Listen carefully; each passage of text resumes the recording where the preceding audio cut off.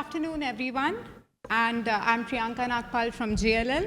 It's a pleasure to moderate today's panel here, which would be focusing on a topic which is not just relevant, but it is foundational for the growth of the digital landscape in Middle East.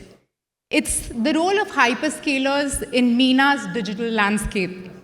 For years now, the story of the region has been country by country growth, but now this is changing. So, with the demand growing from all, be it the young tech-savvy population, as well as backed by government ambitious projects and initiatives, we now see the demand for infrastructure growing for the region. And with infrastructure comes the role of hyperscalers.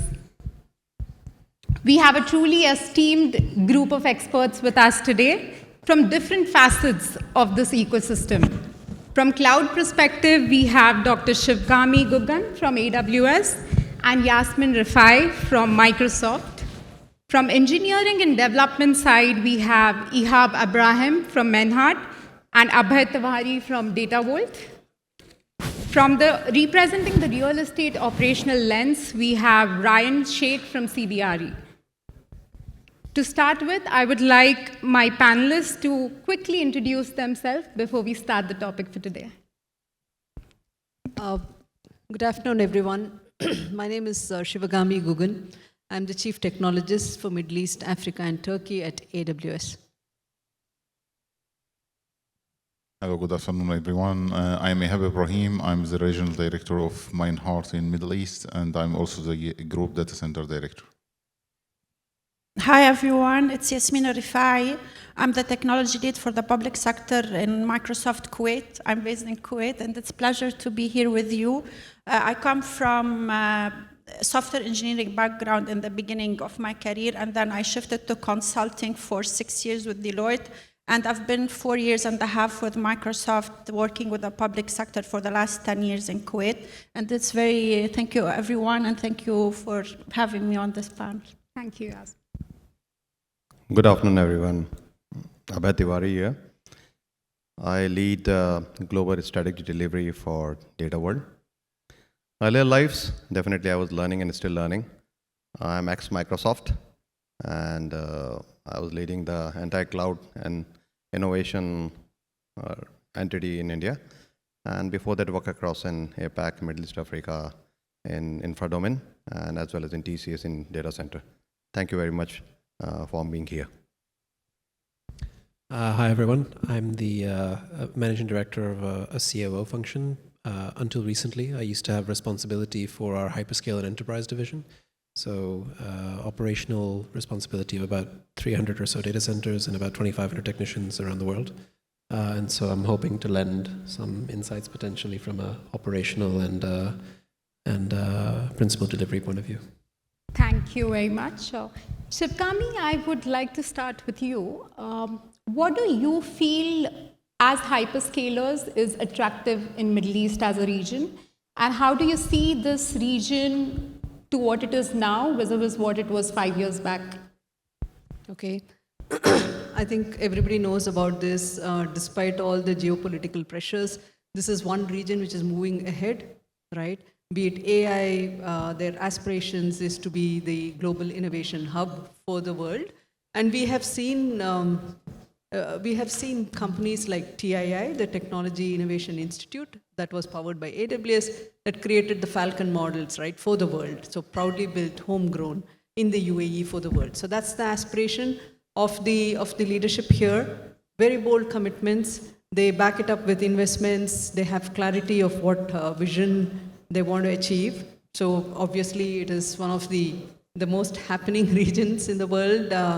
And AWS is very proud to be supporting the growth of this region, be it AI, be it secure cloud computing, and obviously with Gen AI and agentic AI being a pioneer now, we are looking at making the aspirations of the leadership of this region come true. That's what we are working towards. Thank you. Thank you so much, Shivgami. Over to you, Yasmin. From point of view of Microsoft, how do you feel? Because you all had the first movers advantage to the region. what do you feel how MENA has panned out, and how do you see the difference between maybe 5 years back in 2019 to how it is now? So the Middle East has shifted from being primarily a consumer of technology to being leading the way in infrastructure and the global, or leading the global digital landscape. For the last 5 years, we have seen the focus shifting primarily from adoption to today to focusing on scale, innovation, and leadership and acceleration. And what makes this region unique is not only the scale of investment and resources, but the boldness of the national visions, the speed in taking decisions, and the scale of investment focusing on the digital infrastructure and the commitment to strategic partnerships. In Kuwait, for example, where I'm based, I had the privilege of leading the strategic partnership between the government of Kuwait and Microsoft, which has become the foundation for the national AI transformation. And we are seeing this replicated across the region between the different hyperscalers, where hyperscalers are working hand in hand with the governments to accelerate the national AI agenda and to deliver future-ready digital infrastructure. I believe the Middle East is not only catching up, it's leading the way, it's setting the pace, and it's evolving into a global AI powerhouse. And that's what makes the investment or hyperscale investment not only attractive, but inevitable as well. Thank you very much. So building on scale, and building with scale comes cloud computing. Shivgami, again to you. How do you see hyperscalers, what do you see AWS getting to the region apart from cloud computing? What are the additional services and applications that you see would build up in the near future? That's a great question. I think previously hyperscalers were looked at, memory, compute, storage, so kind of infrastructure providers. I think that's changed, and that's changed fundamentally for the past 2 years, right? Now it's all about the AI game. So, I do think that, hearing the previous conversation, it's no longer a data center game, right? It's about all the AI services and beyond GPU. It's to build the ecosystem of how would you use AI in a manner which is highly scalable, secure. You have your ID access management integrated. You have long-term memory integrated. So if you're talking about conversational bots, you are looking at the entire, what we call the agentic AI workflow being built in a manner that is production grade. Yeah? So the game is much beyond memory, compute, and storage. And we are looking at highly sophisticated AI ML services. So from an AWS point of view, you've heard about Bedrock, or you've heard about, the Amazon Q services. We are looking at bringing these services, obviously, to the region to empower the people here to have pace and agility, to use it in a manner that you can create your AI applications at scale, production grade, and quickly, time to market at pace and with agility. That's what we are looking at. Sure. Yasmin, would you like to add a bit more light on lines of Microsoft? How are you looking at things apart from cloud computing? So what are the other applications or services that you would be getting to the region? So cloud is the foundation, but what it enables is the real story. Hyperscalers opens up whole new possibilities to advance national AI agendas, to leverage the digital infrastructure to accelerate the new personalized citizen experiences. And in the public sector, which is my main focus, we are seeing how the hyperscalers are making AI at a national scale possible. Without the hyperscalers, the national AI agendas and transformation maybe would not be possible at this scale. And it allows the governments to advance their national AI agenda, to transform their services, to create personalized experiences for their citizens, to accelerate their decision making, and all keeping trust and accountability at the center. And I believe this is why we see strategic partnerships happening and emerging across the regions between the governments and the hyperscalers, because the hyperscalers and the cloud are not just tools, it's the foundation, specifically at this point of time and this stage we are in, are the foundation for the competitiveness and the advancement in this AI era. Sure, thank you. I think building up on this point where we are talking about scale, so hyperscalers require a lot of resources, that is power, land, water. Ihab, what do you think from point of view of engineering and development would be the bottlenecks for this sort of an infrastructure or ample resources that are required by the hyperscalers for growth, and how do they sustain this growth in the region? Yeah, thank you, Priyanka, for the question. I think this is the every hour question. What about the resources with increasing in the densities and requirements and the scale of the hyperscalers requirements? And of course, all of it coming together. So we cannot give a priority and say power is important than water or selecting a proper land location. Especially there is always a balance needed between selecting the land. Either it will be like nearby the cities where the real estate cost is higher, but it will be closer to the users, which is it's everyone is preferring that, or going a little bit far where it is the land is cheaper. Power availability, I think in the region there is power availability which is clear, and we can see in Abu Dhabi they already started with the nuclear. Maybe they will think later about having nuclear reactors. So it's power, I don't think it's going to be a problem, but what kind of power? Is it a green power or is it a normal and traditional power? And what is the efficiency of the power? Unfortunately, here in the region, the climate conditions doesn't help us to achieve a very good efficiency, but there are always demands for that, and there is a vision, especially in every country now, and here I am well aware about UAE vision and Saudi vision for sustainability, which is really, as data center is one of the maximum power consumers in the world. It's very important to think about sustainability for power source for the data center. Water, again, it's a challenge here in this region. We don't have enough water, and desalination is going to be like a costly subject and the industry to get the water. But again, it's about how we can use and utilize, especially with the hyperscaling and AI requirements, supercomputing, how we can use and rely on the liquid cooling, recycling water. So this is something also, there are a lot of efforts on it. But beyond the land and the resources or the sources, I think there are more challenges as well, which need to be like sought for. Like the skilled workforce is an issue to attract people to see how they will arrange with this such increase in the data center requirements and capacity. We heard all about what happened in the Red Sea, about the cut in the subsea cables. So having subsea shocks located is we need to think about having alternative routes as well. So this is also another challenge. Regulations, which now is getting better and adopted a lot. We're still not allowed to use chilled water or water-cooled chillers actually in the industry here for data center. So this is also another thing to increase the efficiency for the power consuming.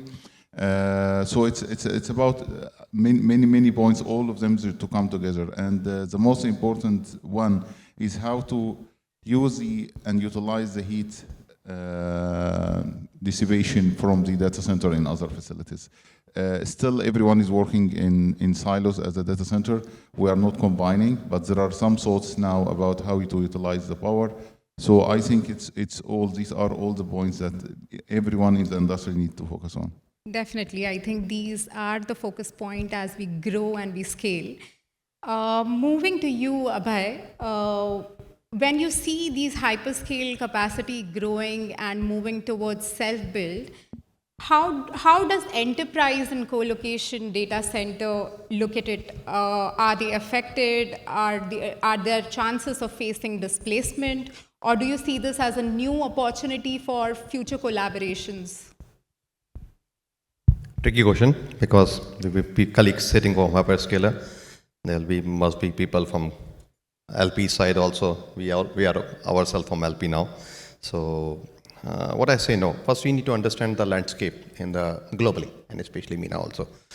The hyperscaler wallets, they are coming with Azure or Oracle, Google.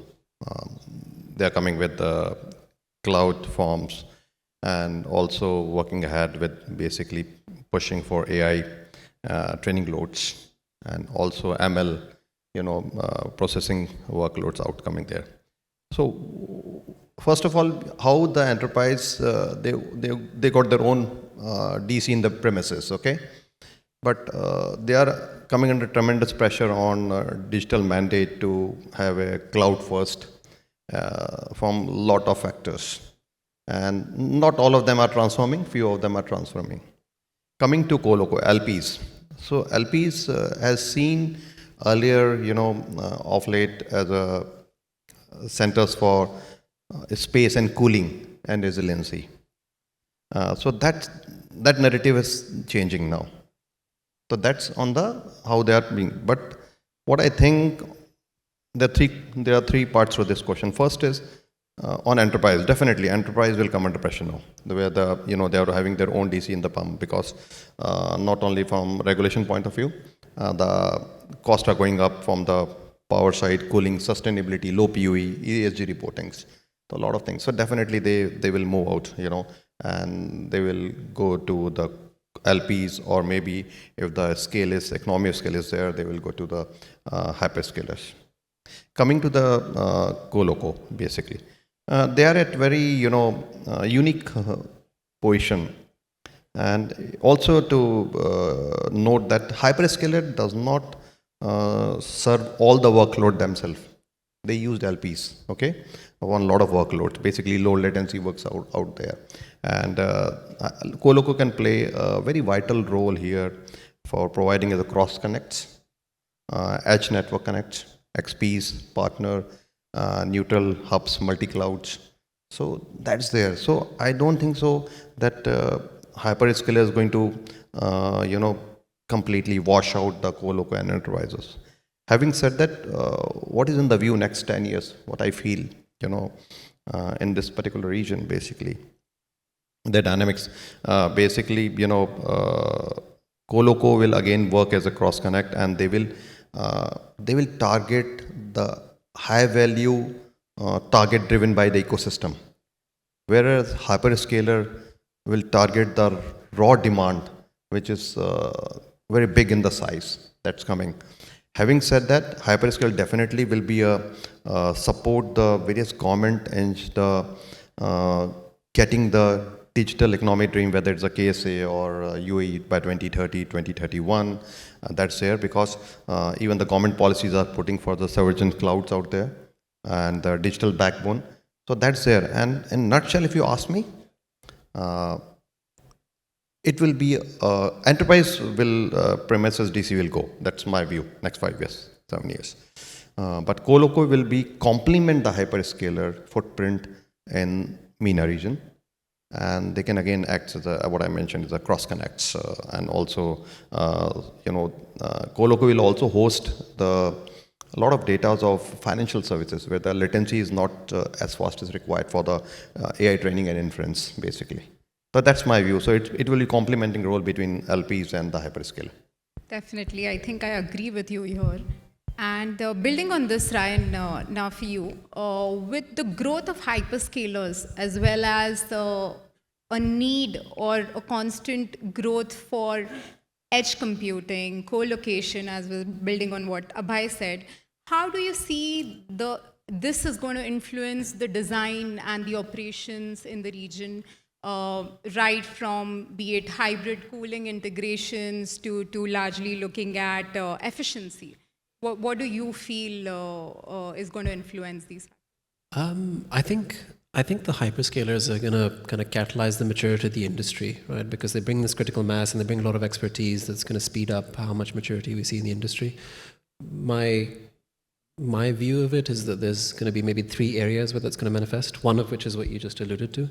I think for a lot of the non-hyperscale data centers, if you consider some of the regulated industries like healthcare, government, etc., and hyperscalers primarily being public cloud, I think the non-hyperscale data centers will be able to almost have a symbiotic relationship with the hyperscalers to serve the need for these more regulated environments to have compliance in terms of data security, data privacy, et cetera, et cetera. So it's all kind of domiciled locally. So I think that's one aspect of it, which is I think the non-hyperscale data centers will evolve into having this more symbiotic relationship with the hyperscalers because the customers they serve are going to need both.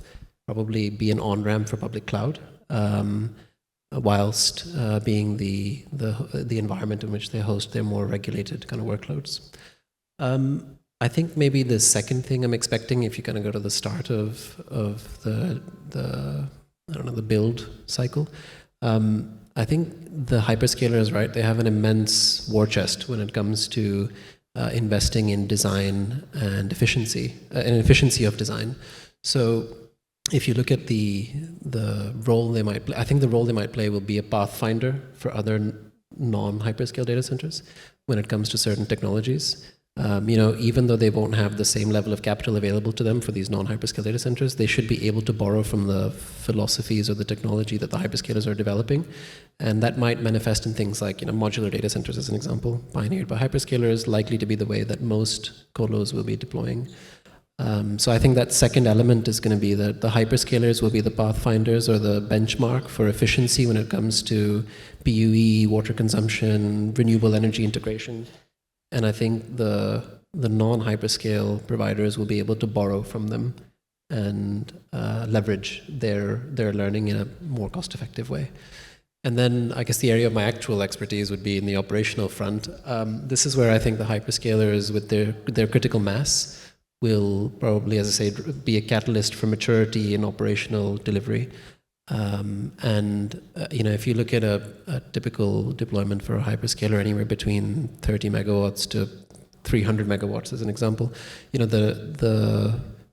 let's say the derivative industries that come from that and the consequential impact of that, whether it's in talent development and training, whether it's in the improved maturity of their OEM partners in region, because although you may have an OEM partner like a Schneider's capability and depth of capability in, say, France won't be the same as, say, in the UAE. And I think as you have a greater demand here, you're going to see an improvement in maturity in their supply chain partners, in their own staff, because they'll create a base of people who will be trained to a certain level and capable of lots of things. And then I think also because of the war chest that they have, there'll be an adoption of certain technologies in the way that you run operations. Often we talk about things like digital twins and stuff like that, but I think you'll see that'll proliferate more because that technology will be more easily adoptable by the non-hyperscalers. So I think those are the main 3 in my mind. I think they'll act as a bit of a disruptor / benchmark setter. And then I think they're going to drive improvement in design efficiency, in operational delivery, in maturity of operational delivery. And I think they're going to pivot, or the way colos operate will pivot to become more symbiotic with hyperscalers. Thank you, Ryan. I think looking ahead, I would just address this to all of you, starting from Shipkami, you. Do you feel hyperscales would become the backbone of the digital landscape of MENA, or would it be an important or integral part of the hybrid ecosystem that is there, including the vast services right from AI inferencing as well as edge computing and all growing prominently?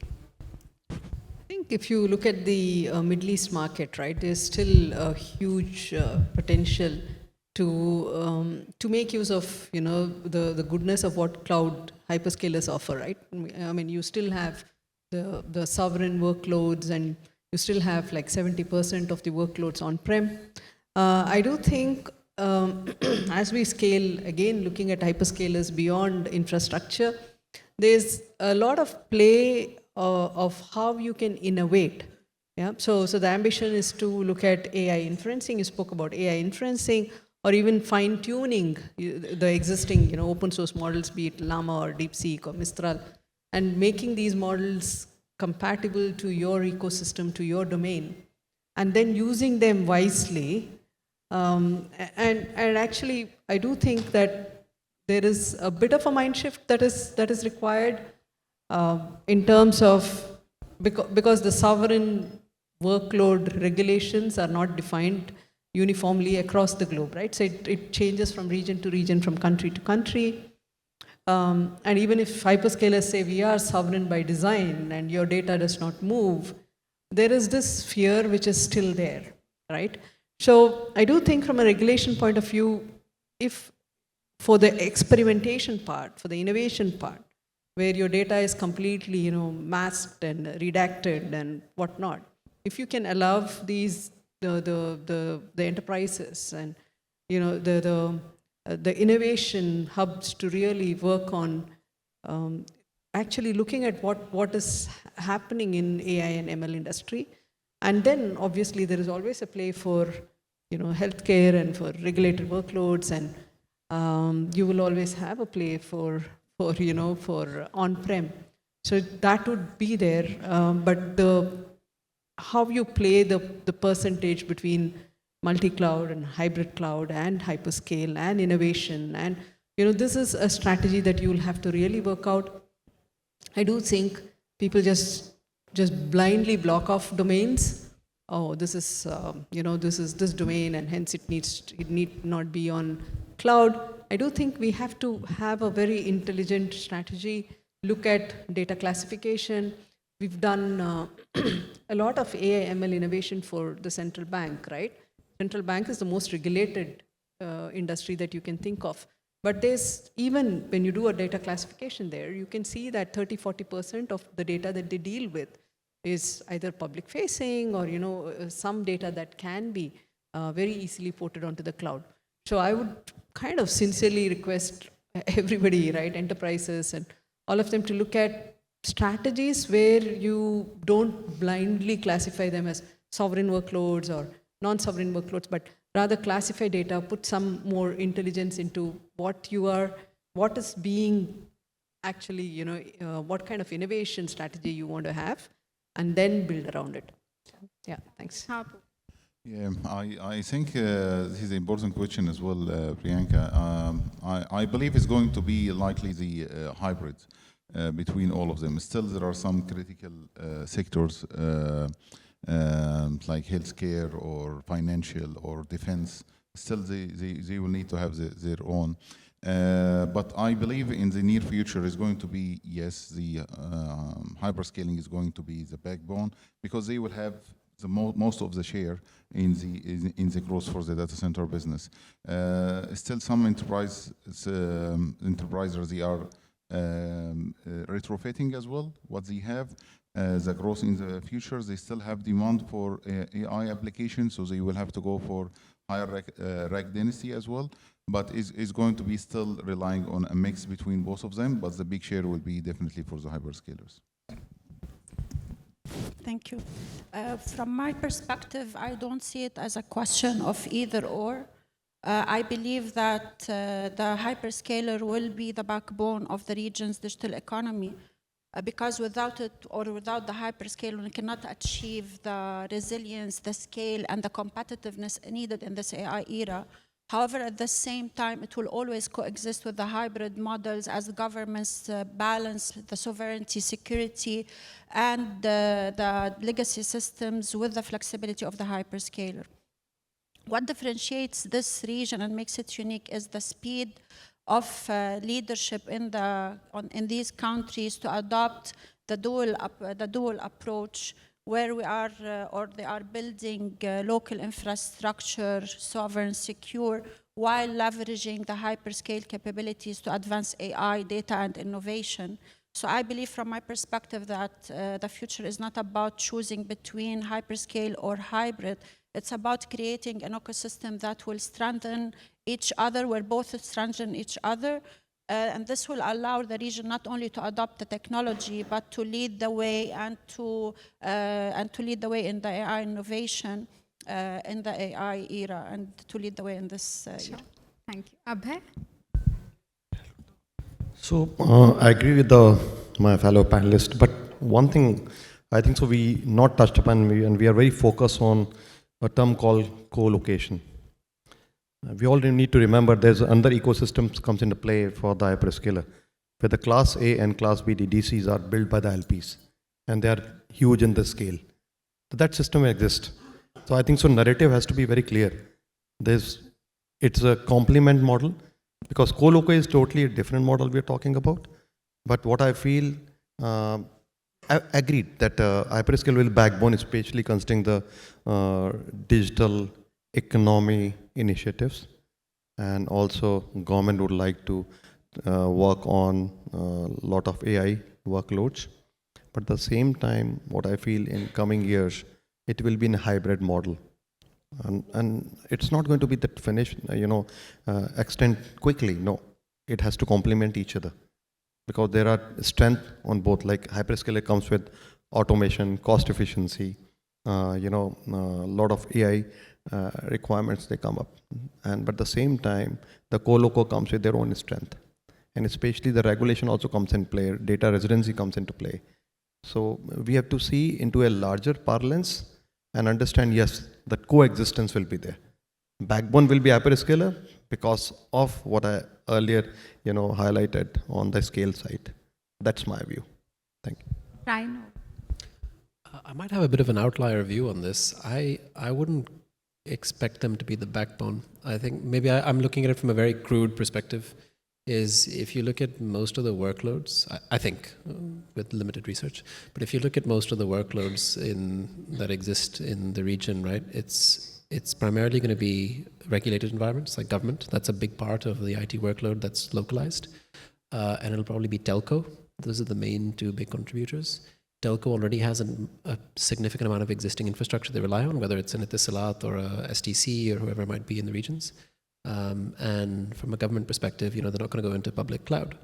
So I think if I look at it really crudely and I think of where are the workloads, I suspect that they'll certainly be, using your analogy of a backbone, I think there'll be some of the vertebrae in the backbone, but they're not going to be the backbone.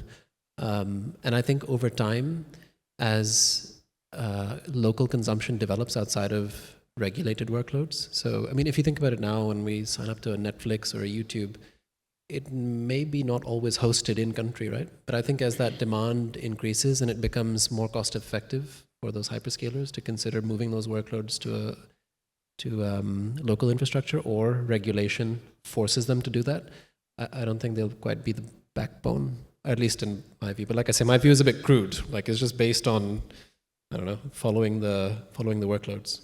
Maybe the terminology has to be corrected. We'll not call a backbone.